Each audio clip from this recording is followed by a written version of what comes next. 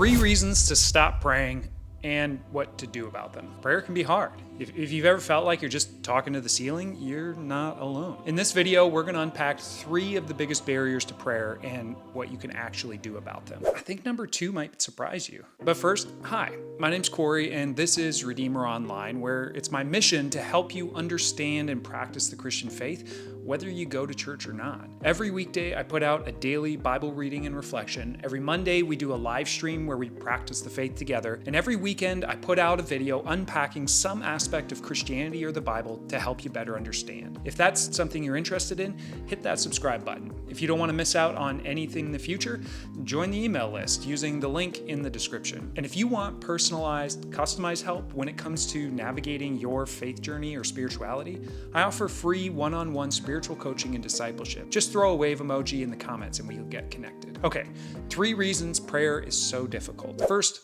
I don't hear anything. If prayer is supposed to be communication with the divine, sometimes it can feel one way, like all your words are just met with silence, like you're talking to the ceiling. When it comes to hearing from God, listening for and recognizing God's voice can be a struggle, and really for 2 big reasons. First of all, getting quiet is a struggle. Why would you need to get quiet? Because despite his divine power, God speaks in a gentle whisper. It's a little unexpected, but there's this story in the Bible where the prophet Elijah goes to hear from God, and he's nearly blown away by these natural phenomena. Then a great and powerful wind tore the mountains apart and shattered the rocks before the Lord, but the Lord was not in the wind. After the wind, there was an earthquake, but the Lord was not in the earthquake. And after the earthquake came a fire, but the Lord was not in the fire. And after the fire came a gentle whisper. And that gentle whisper was God speaking to Elijah. When I'm having a hard time hearing the voice of God, it's usually because that gentle whisper can't get through all the noise in my life. And I've got 2 types of noise: external and internal. The external is obvious. It's the constant stream of videos and reels and memes and podcasts and shows and music and kids and conversations and work. It's all the stuff that goes into my eyes and ears. But if I'm honest, not all of it's necessary, and some of it I just use to drown out the internal noise. That voice that speaks negatively between my ears, the constant commentary playing on repeat, the anxious and stressful fears for the future, ruminating on the past. Sometimes I keep the external volume turned up just so that I don't have to listen to the internal. Turning down the external is simple. You just gotta press pause. You gotta put it away. You just gotta shut it off. How do you turn down the internal noise? Well, that might take a little more work, but it starts by being willing to hear it, to identify it, to journal it out, and see what it's saying. One of the prompts that I've used to begin journal entries is, "Today my heart is," and then I fill in the blank. If you're having a hard time digging into what your heart is feeling, download the How We Feel app. This is not an ad, they're not a sponsor, but you can look through the emotions that are listed there and see what resonates with you. And as you identify the internal noise, consider working through it with the help of a loved one or a therapist, because as you address it, you'll find that it dissipates. Now, even if I could hear that gentle whisper, the second problem is, how do I know if it's God's voice and not just my own thoughts or imagination? That's a great question. The same way that you recognize anyone's voice: familiarity. It's not just the sound of my wife's voice, the tone or the pitch, that helps me recognize that it's her.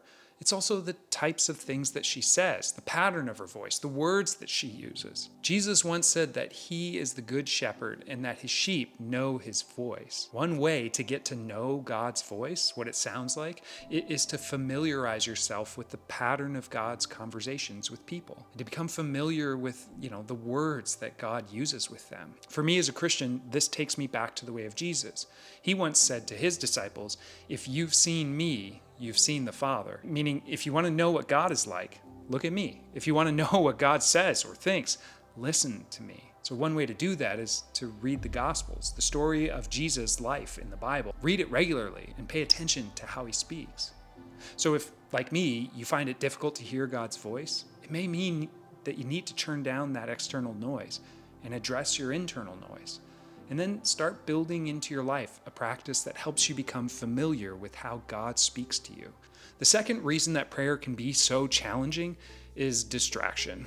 I get so distracted. My mind wanders, my thumbs wander. There are distractions everywhere. And this isn't just a prayer problem, right? This is an everything problem. But believe it or not, you can improve your ability to focus in prayer. In the practice of focused meditation, which has a lot of similarities to prayer, people often think that the challenge and goal is to stay focused, no distractions, none. And the longer you can remain focused, the stronger you are, the better you are at it. But that's not actually the case. Focused meditation isn't about staying focused without ever getting distracted. It's actually about returning to focus after each and every distraction. Distractions aren't frustrating your focus. They're providing an opportunity to practice returning to it. And the more you practice returning, the longer and stronger your focus will get. The same is true in prayer. If you find yourself getting distracted, that's okay. It's normal. Just return to focus. Come back to the conversation. And remember, we call it practice for a reason. That being said, one tactic that I do use to help me stay more focused in my prayers is that I write them out. I journal them. I've found that writing helps keep me mentally organized and on task. And if I get distracted and my mind wanders, I can just look up to the previous lines and see what I was saying and return to that train of thought. The third challenge to praying. Does it even work? Okay, that would depend on what you mean by work. If you mean that you can successfully, consistently be able to get God to do what you think God should do, or at least what you would do if you were in God's shoes, yeah, you're going to have a really spotty track record for sure. Because praying to a God who helps people find their car keys and blesses meals, whatever that means, or gets you to that parking spot that's close up to the building while ignoring prayers about cancer diagnoses and starving children in other countries, or desperate pleas for a kid of your own, that's not a practice worth engaging, right?